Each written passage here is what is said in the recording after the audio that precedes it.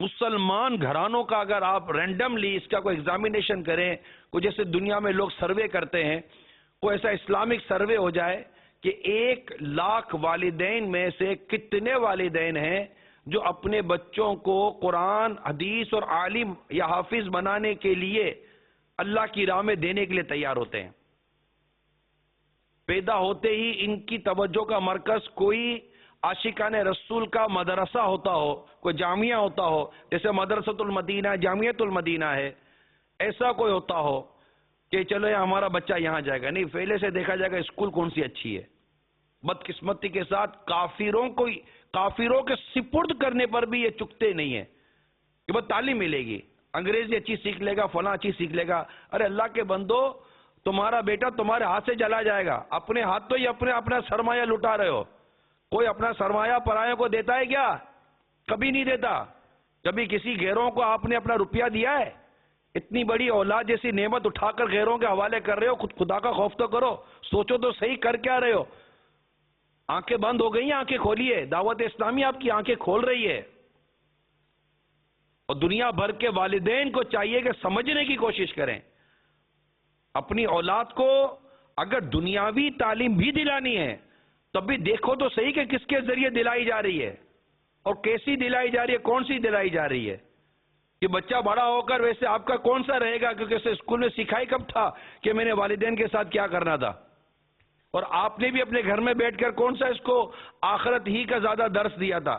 شروع سے ایک ہی دھن تھی، پیسہ دیکھو، کاروبار کرو، بڑا آدمی بننا ہے، بزنس مین بننا ہے، نوکری اچھی کرنی ہے، گھر بار چلانا ہے، پیسے کی ہی دھن تھی۔ میں نہیں کہتا کہ روزگار کا راستہ نہیں دکھانا چاہیے، بالکل روزگار کا بھی راستہ دکھانا ہے، مگر اس کے حصول کے لیے ہم نے جو دین کا، قرآن کا، حدیث کا اور راہ خدا میں سفر کا، مسجد کو آباد کرنے کا، مدارس کو آباد کرنے کا، جامعات کو آباد کرنے کا، کہو جامعۃ المدینہ یا مدرسۃ المدینہ، ان کو آباد کرنے کا جو راستہ چھوڑا ہے، اور ہم نتیجہ کیا نکلا؟ ہم جب یہاں سے نکلے تو ہمارے پاؤں گویا کہ مسجد سے نکل گئے۔ آج ہمارا شروع سے ہی بچہ نہ مسجد کے اندر ہے، نہ مدرسے کے اندر ہے، نہ جامعہ کے اندر ہے، نہ قرآن پڑھ رہا ہے، نہ حدیث پڑھ رہا ہے، نہ علم دین سیکھ رہا ہے، ایسا ماحول اسے مل ہی نہیں رہا ہے۔ آپ کے سامنے مسجد مرثیہ خواہ ہے کہ نمازی نہ رہے، یعنی وہ صاحب اوصاف اجازی نہ رہے۔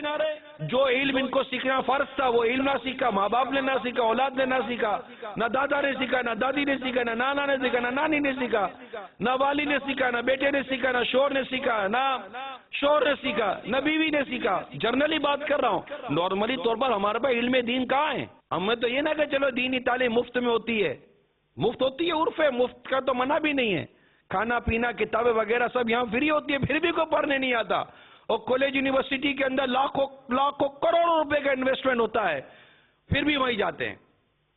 جامعۃ المدینہ کے کبھی امتحان اس طرح سنی عاشقان رسول کے کبھی مدرسوں کے امتحان ہوتے ہیں، آپ کو پتہ بھی نہیں چلتا ہوگا، کیونکہ نہ باہر رینجرز کھڑی ہوتی ہے، نہ فوج کھڑی ہوتی ہے، نہ پولیس کھڑی ہوتی ہے، یہ امتحان ختم ہو جاتے ہیں۔